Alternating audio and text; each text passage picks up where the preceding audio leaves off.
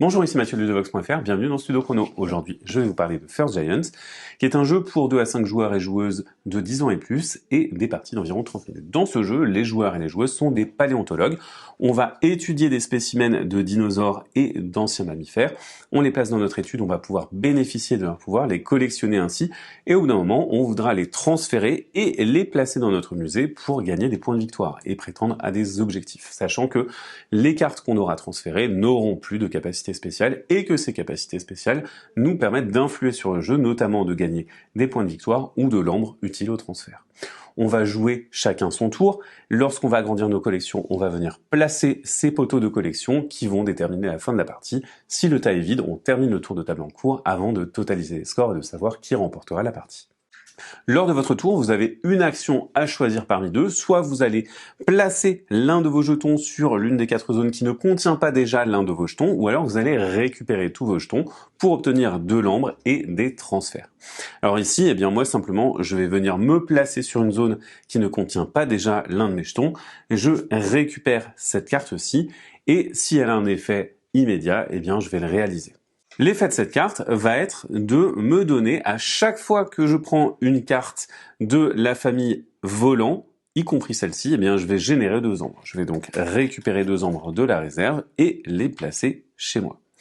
On va alors remplir avec une nouvelle carte comme ceci et on va passer à la joueuse suivante. La joueuse suivante, eh bien elle va venir se placer, elle va se placer sur cet emplacement-là, n'y est pas déjà présente, elle récupère cette carte-là. Cette carte-là, elle va lui dire que à chaque fois qu'un herbivore est récupéré, y compris celui-ci, puisqu'elle a le symbole d'herbivore, eh bien, elle va générer un point de victoire. Elle récupère son point de victoire, son tour est terminé, on passe au tour du joueur suivant.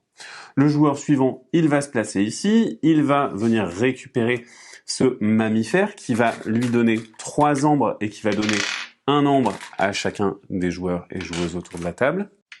Il a terminé son tour. Alors moi, même si ces cartes-là m'intéressaient, eh bien je ne pourrais pas y retourner. J'ai déjà un pion qui est présent ici. Je suis obligé d'aller ailleurs. Alors par exemple, je peux me rendre à cet emplacement-là et récupérer ceci. Vous voyez que ça peut m'intéresser parce que c'est de la même collection des volants. Par contre, c'est aussi un herbivore. Comme c'est un volant, je vais récupérer 2 ambres, et comme c'est un herbivore, je vais récupérer un herbivore aussi, mais ce faisant, je vais déclencher l'effet d'herbivore de mes adversaires également, et donc la deuxième joueuse, elle va venir récupérer un point de victoire. Alors à quoi ça me sert d'avoir des cartes ici? Eh bien c'est simplement que je vais pouvoir générer des points de victoire, je vais également pouvoir faire des collections. Lors d'un tour ultérieur, j'aurai la possibilité, à la place de placer l'un de mes jetons, je peux récupérer tous mes jetons. Lorsque je récupère tous mes jetons, pour chaque jeton que j'ai récupéré, je gagne soit une ambre, soit un transfert. Et pour les transferts, eh bien, on va simplement payer le coût qui est indiqué. Donc, je vais payer 3 pour cette carte et ça va me permettre de la retourner et de la placer dans mes collections.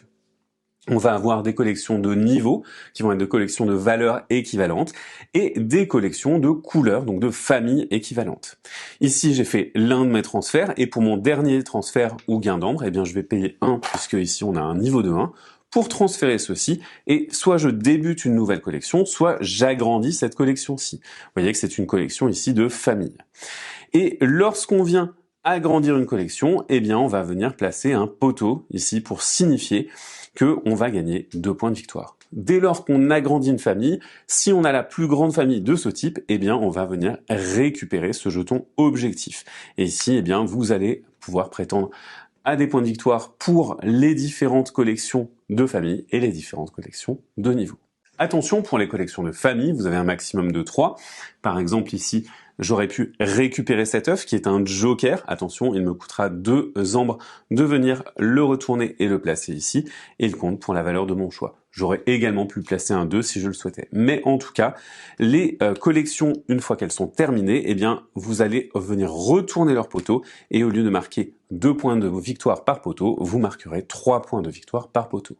On a également la possibilité de faire des collections de niveau, comme je vous le disais. Par exemple, ces 2 cartes 3, si je parviens à les transférer, eh bien, elles doivent être toutes de couleurs différentes dans cette collection et à chaque fois que vous agrandissez votre collection, vous venez placer un poteau de collection.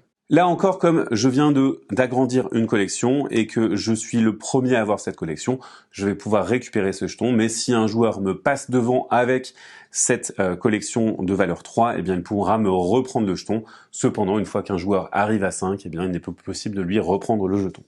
On va donc jouer comme ceci de tour en tour, en venant récupérer des cartes, bénéficier de leurs effets, peut-être attendre un petit peu avant de les transférer. Lorsqu'on les transférera, eh bien on va aussi pouvoir bénéficier de points de victoire, puisque vous voyez que ici les poteaux font des points de victoire. Dès lors qu'on a épuisé cette réserve de poteaux, qu'est-ce qui va se passer? Eh bien, on déclenche la fin de partie. On termine le tour de table en cours pour que tout le monde ait joué le même nombre de tours. Si on doit placer des poteaux, on va en prendre depuis la réserve et ensuite on comptabilise les points.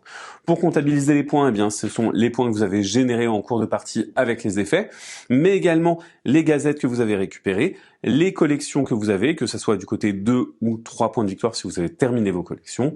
Vous additionnez tout ça, le joueur ou la joueuse qui a le plus de points aura gagné la partie de First Giants. Et voilà pour ce jeu. Si vous aimez notre travail, n'hésitez pas à nous soutenir en partageant ce contenu, en le commentant ou en le likant. Maintenant, à plus et jouez bien.